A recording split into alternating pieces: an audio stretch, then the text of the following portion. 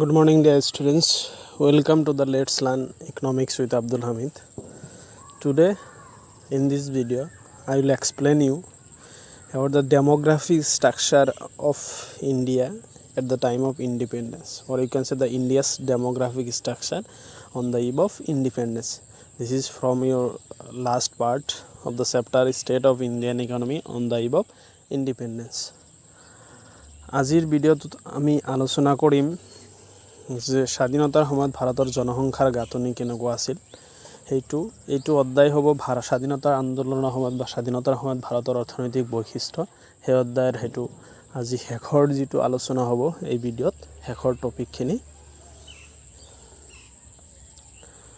Okay so the first demographic structure comes. Demographic structure means basically about the size of the population, death rate, birth rate, literacy rate. These are the basically facilities, or these structure basically related with the demographic structure. So the first one is size of population, जनसंख्या आकृति. So जब पहले मतलब India पे कब census हुआ था, first official census कब हुआ था 1881 में हुआ था.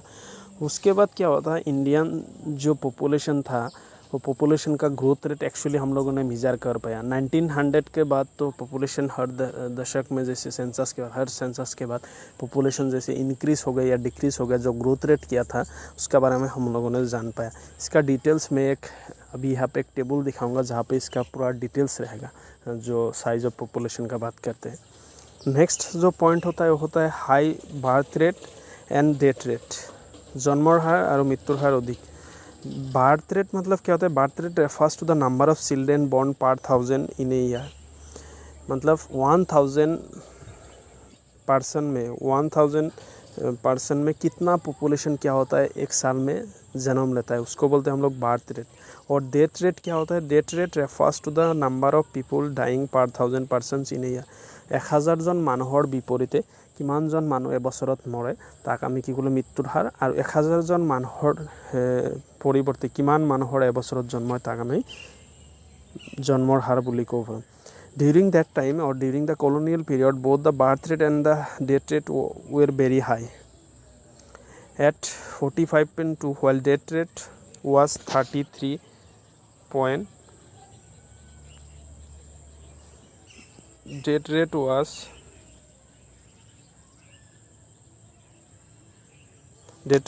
33.3 during 1931 to 41. मतलब उस टाइम बर्थ रेट और डेथ रेट दोनों हाई था. डेथ रेट क्या था, डेथ रेट था 33 पर 1000 पॉपुलेशन में 33 लोग मरते थे एक साल पे. और बर्थ रेट क्या था 45.2, 1000 पॉपुलेशन में 45 लोग मर जाते थे उस टाइम. जो बर्थ रेट था और डेथ रेट दोनों हाई था. तो यहाँ पे एक चार्ट दिया हुआ टेबल जहाँ पे जो पॉपुलेशन स्ट्रक्चर था या पॉपुलेशन साइज ऑफ पॉपुलेशन था वो दिखा सकते हैं. हम लोगों ने 1891 से दिखाया, 1891 से लेकर 1951 तक. तो 1891 पे टोटल पॉपुलेशन करोड़ का हिसाब से हम लोग दिखाया. कितना करोड़ था, 23.8 करोड़ पॉपुलेशन था. और 1901 में कितना पॉपुलेशन था, 23.83 करोड़. मतलब कुछ कमा है, चेंजेस हुआ है, डिक्रीज हुआ है. देन 1911 में कितना हुआ, 25.21 करोड़ इंक्रीज हो गया था, जहाँ पे चेंजेस दिखाई दे रहा है. देखो प्लस 1.38 करोड़ इंक्रीज हुआ था. 1921 पे पॉपुलेशन है 25.14 करोड़, जहाँ पे डिक्रीज हो गया 0.07 करोड़ डिक्रीज हुआ था. 1931 में कितना हो गया, 27.90. कितना इंक्रीज हुआ, लगभग 2 करोड़ से ज़्यादा, 2.76 करोड़. देन 1941 में कितना पॉपुलेशन, 31.86 करोड़ हुआ. इंक्रीज कितना हुआ, 3.96 करोड़, लगभग 4 करोड़ पॉपुलेशन बढ़ गया था उस दशक में 1931 से 1941. दैन 1941 से 51 तक कितना हुआ, 36.14, मतलब लगभग 4.24 करोड़ पॉपुलेशन इंक्रीज हो गया. और आज 2011 का सेंसस के हिसाब से मतलब कितना है, मोर देन 120 करोड़. अभी भी आज का हिसाब से अगर देखो तो 120 करोड़ का पॉपुलेशन है इंडिया पे. ठीक है. The next is literacy rate, शिक्षार हार. इंडिपेंडेंस के टाइम पे लिटरेसी रेट बहुत ही कम था उस टाइम, मतलब 16% पॉपुलेशन लिटरेट था, और लगभग तो 16% अगर लिटरेट है तो 80% का ऊपर पॉपुलेशन क्या इलिटरेट था, और उस 16% से ओनली 7% पीपल क्या थे, फीमेल लिटरेसी रेट था, ओनली 7%, मतलब 7% फीमेल लिटरेट था उस टाइम इंडिपेंडेंस से पहले। যে সেই সময়ত যিটো শিক্ষাৰ হাৰ কি আছিল, শতকৰা 16জন মানুহ শিক্ষিত আছিল, তেনেহ'লে কি শতকৰা 80জনতকৈ বেছি মানুহ অশিক্ষিত আছিল। এই 16জনৰ শতকৰা 16জনৰ আকৌ শতকৰা 7% মতলব মহিলাৰ শিক্ষাৰ হাৰ যথেষ্ট কম আছিল, শতকৰা 7%। Then poor health facilities, as I have already discussed in case of infrastructure facilities, that there was a poor health facilities were there, and health facilities were not adequate during that period. That health facilities were limited to the towns and the big cities, and those facilities are also provided to the the research section or the aristocrat section of the society. During that time the infant mortality rate was very high. infant mortality rate को है पर 1000 जो child born होता है, पर 1000 child born में कितना बच्चा मर जाता है during the time of birth. तो उस टाइम infant mortality rate कितना था 218, and life expectancy what 32 years only.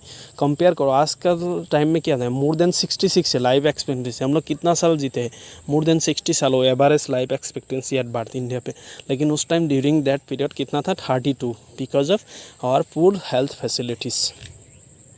যে সেই সময়ত আমাৰ স্বাস্থ্যৰ অৱস্থা কি আছিল, দুৰ্বল আছিল। দুৰ্বল স্বাস্থ্যৰ কাৰণে কি কৰা আছিল, স্বাস্থ্য যিটো ফেচিলিটি স্বাস্থ্য সেৱা কেৱল কিছুমান ঠাইতে সীমাবদ্ধতা আছিল, টাউনৰ বিশেষকৈ টাউন এৰিয়াতে সেইটো সীমাবদ্ধ আছিল, আৰু স্বাস্থ্যৰ দুৰ্বলতাৰ কাৰণে মানুহৰ কি হৈছিল, জীৱন আয়ুসকাল যিটো মাত্ৰ 32 বছৰ আছিল, আজিৰ দিনততো 66ৰ ওপৰত হয়।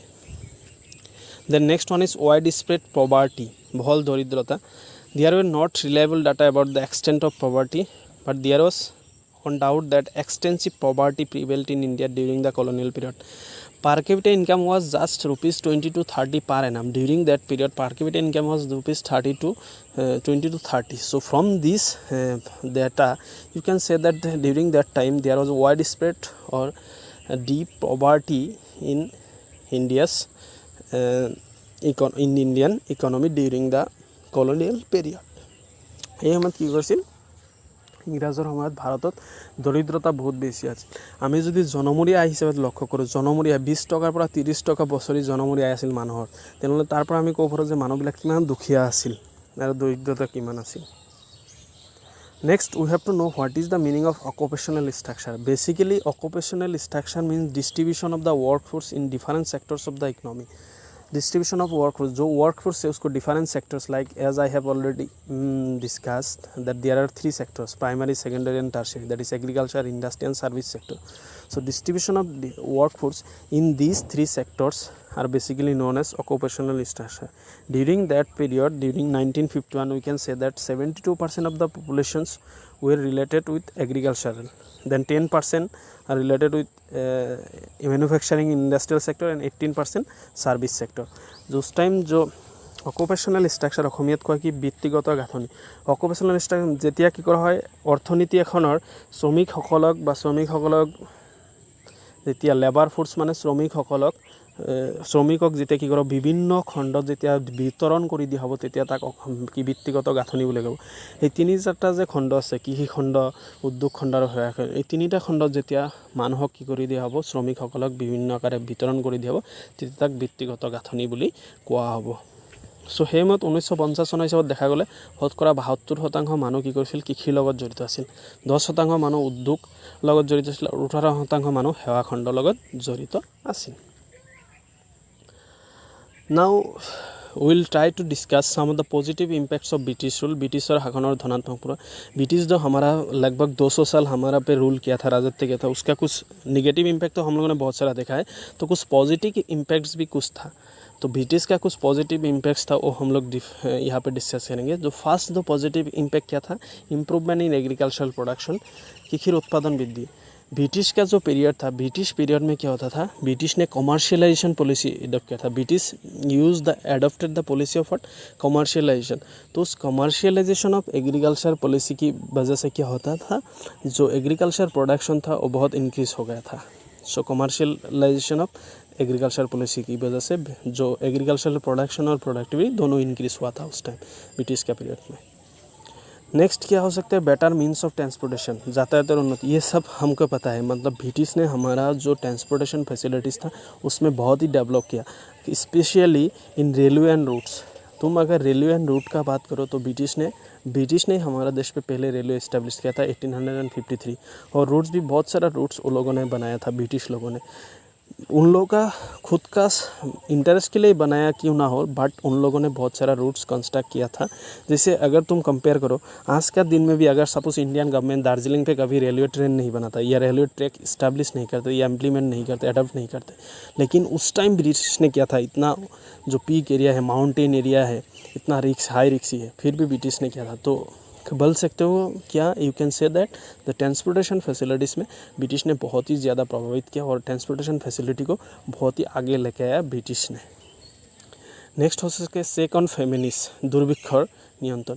हम लोगों ने सुना है, मतलब कोई तुम्हारा ग्रैंड फादर्स होगा, पेरेंट्स होगा, उससे सुन सकते हो जी। क्या होता है पहले ज़माने, आज से लगभग 100 साल पहले क्या होता है, लोगों को खाने के लिए 2 वक्त खाने का भी नहीं मिलता था। आज भी तो बहुत सारा ऐसा है जो उसको खाने के नहीं मिलता, लेकिन उस टाइम भी और भी था। लोग क्या करते हैं, मतलब खाना नहीं मिलता था, इसकी वजह से मर जाते थे। तो उस टाइम ब्रिटिश ने जब जो टेक्नोलॉजी यूज़ किया था, या जो डिफरेंट एरियाज से डेवलप्ड हुआ, ट्रांसपोर्टेशन, कम्युनिकेशन, इंडस्ट्रियल सेक्टर, उसकी वजह से क्या हो गया, जो फेमिनिस्ट था उस पर थोड़ा मतलब कंट्रोल आ गया, मतलब जो ड्रॉट्स था उस पर थोड़ा कंट्रोल आ गया। ओके, नेक्स्ट और एक हो सकता है शिफ्ट ऑफ मॉनेटरी इकोनॉमी, जो मौद्रिक हस्तांतर। British role help Indian economy to shift from barter system to exchange to monetary system of exchange. मतलब ब्रिटिश का पहले हमारा देश में लगभग बार्टर सिस्टम था। मतलब बार्टर सिस्टम क्या था, डिस्कस किया, गुड्स के बदले गुड्स एक्सचेंज होता था। लेकिन जब ब्रिटिश ने रूल किया तो ब्रिटिश का ज़माना पर करेंसी का आ गया, मॉनेटरी सिस्टम चेंज हुआ, करेंसी डेवलप्ड हुआ। सो ये बोल सकते एक पॉजिटिव इम्पैक्ट बोल सकते ब्रिटिश रूल का इंडिया पे। और एक है इफेक्टिव एडमिनिस्ट्रेटिव सेटअप, दक्ष प्रशासन। ये सबको मानना होगा कि ब्रिटिश का जो एडमिनिस्ट्रेटिव सेटअप था वो बहुत ही बेहतरीन था। इसीलिए ब्रिटिश ने उस ज़माने पे लगभग 76 या 77 नेशन पे कब्जा किया था। सो उस एडमिनिस्ट्रेटिव या उस एफिशिएंट एडमिनिस्ट्रेटिव सेटअप का कुछ इंडिया पे देखा गया था। तुम एक बात बोल सकते हो, जब इंडिया इंडिपेंडेंट हुआ मेनली, तो बोल सकते हो क्या, effort of INC, that is Indian national Congress की वजह से। बट वो भी इंडियन नेशनल कांग्रेस भी अंग्रेज लोग नहीं बनाया था।